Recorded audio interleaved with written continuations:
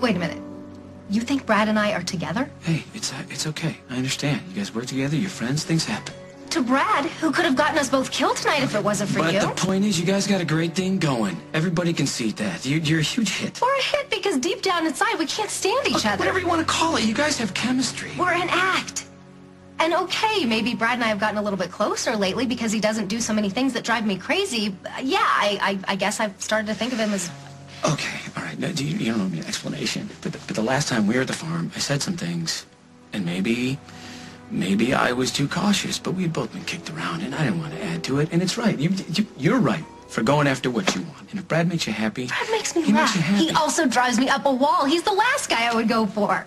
And just because you said you weren't interested doesn't mean I'm going to go throw myself at someone else. I never said I wasn't interested. No, you just showed up here with a scowl on your face and barely said 2 words to me. Well, that's because when we were together in Oakdale the last time, you read me the riot act. Because you and Brad were talking behind my back. It didn't exactly make me happy. So I just thought I'd give you some space. And then Brad said that you two had gotten tight. What did he say? What exactly did he say? It doesn't matter. It might. If Brad's trying to get you to believe that he and I are something that we're not, I think there's a little sabotage going on here. Starting with Brad telling me that you would never be over Carly and I was just wasting my time. So if you and Brad... There is no me and Brad. We work together, that's it. You know, for a detective, you're pretty dumb. All right, before you say anything, I really have to apologize to both of you. Yeah, you always want, don't you? Hey, man, you're the detective here. You know these things. I'm a civilian and an optimist.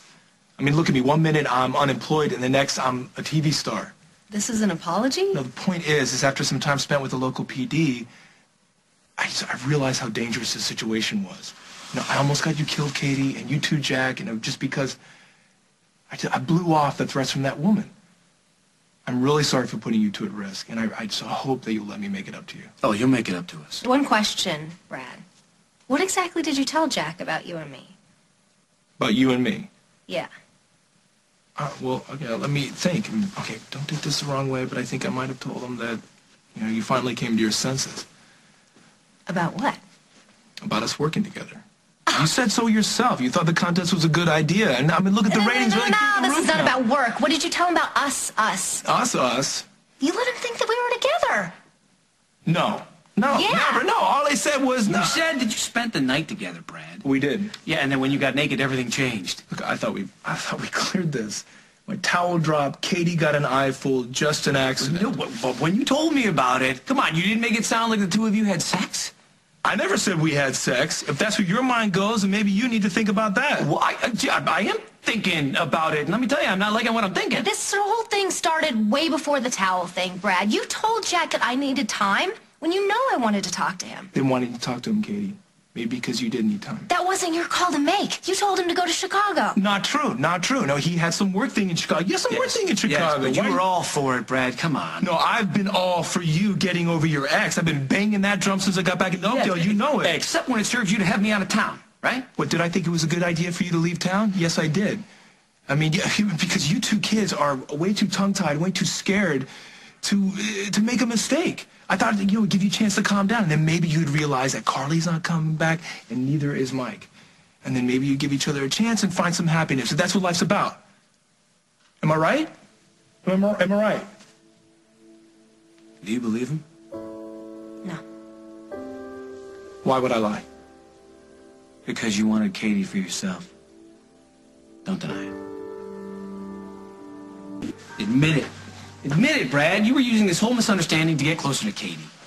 Did Katie not get closer because you're too much of a bonehead to take the next step after you kissed her? Yeah. She needed someone to talk to. I was a friend. I listened. And kept telling me that it wasn't over Carly. He isn't. No, that's not true. Then why did you go to Chicago? Because you made it sound, Brad, like you had some kind of insider knowledge that she needed some space. All right. Yeah, I was a bonehead for listening to you. But you got to admit, you were less than honest. Less than honest right now when you said that you were giving us a chance to get together. How was I less than honest? But I called you at the end. Remember? You pretended I was Emma? Yeah, you wanted her to think that I didn't call. Yeah, I remember that.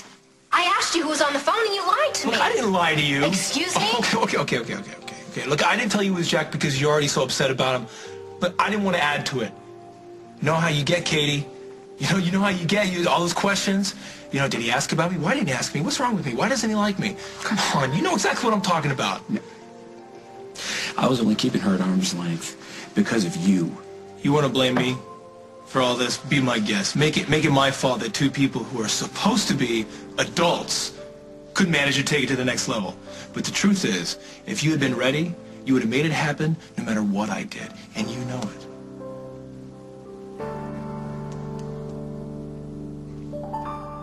I believe you're blaming us. You're the one with the agenda, Brad. At least I had one. But you two were so hung up on your fears and your past and your insecurities, you couldn't get off square one. And that, my brother and my partner, is not my fault. Okay, I've got some business with the chief here in town. Okay, which is my fault. Because I made love to a woman a long time ago who was all too willing and way too nuts. But you know what? I apologize for that. The rest of it is on you two. If Katie and I had issues... If, what are you talking about? You two are the poster couple of how not to handle yourself after you get dumped. I know that's hard.